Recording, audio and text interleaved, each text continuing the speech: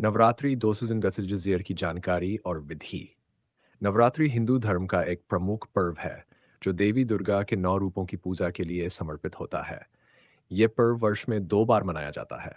एक बार वसंत ऋतु में जिसे चैत्र नवरात्रि कहा जाता है, और दूसरी बार शरद ऋतु में जिसे शारदीय नवरात्रि कहा जाता है। साल 2024 में शारदीय नवरात्रि की शुरुआत 3 अक्टूबर 2024 गुरुवार को होगी और इसका समापन 2 अक्टूबर 2025 शनिवार को होगा। ये 9 दिनों तक चलने वाला पर्व होता है, जिसमें भक्त उपवास रखते हैं, मां दुर्गा की पूजा करते हैं और अंत में दशहरा मनाया जाता है। नवरात्रि का महत्व। नवरात्रि का अर्थ है 9 रातें, और यह पर्व देवी दुर्गा के 9 रूपों को समर्पित होता है। हर दिन देवी के एक अलग रूप की पूजा की जाती है। इसे बुराई पर अच्छाई की जीत के प्रतीक के रूप में मनाया जाता है। खासकर शरद नवरात्रि में मां दुर्गा ने महिषासुर नामक असुर का वध किया था, जो ये दर्शाता है कि सत्य और धर्म की हमेशा जीत होती है। तिथियां और देवी के रूप। वर अक्टूबर रूपुदल शैलपुत्री पूजा। टा 16 Oktober Doktuga Brahmachari Puja Fia. 30 Oktober Dorthaloshanasha Balza Chandraghanta Puja Titiya. 6 Oktober Dorthaloshanasha Kushmanda Puja Chaturthi. Sint and Tuber Dorider Puja Panchami. 6 at October Dorthaloshanasha Katyayani Puja Shipuja Kalaratri Puja Saptami. 10 Dan from 2 October Mahagauri Puja Ashtami 9 to October Dozen and Rasijur Siddhidatri Puja Duvat October November Drasini Vijayadashmi Vijayadashmi Dussehra.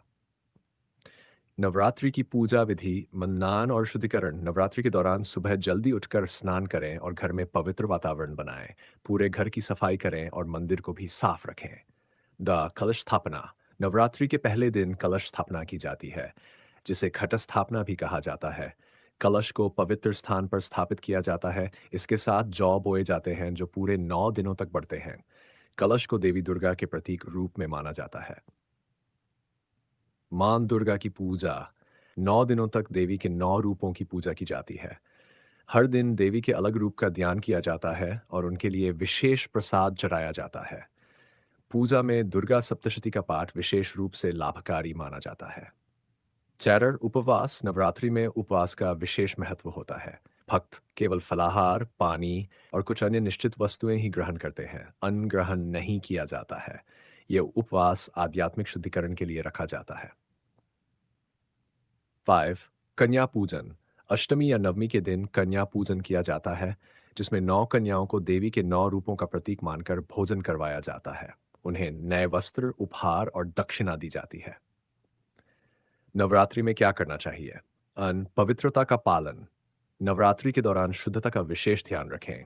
घर और मन दोनों की पवित्रता बनाए रखें। This सात्विक भोजन।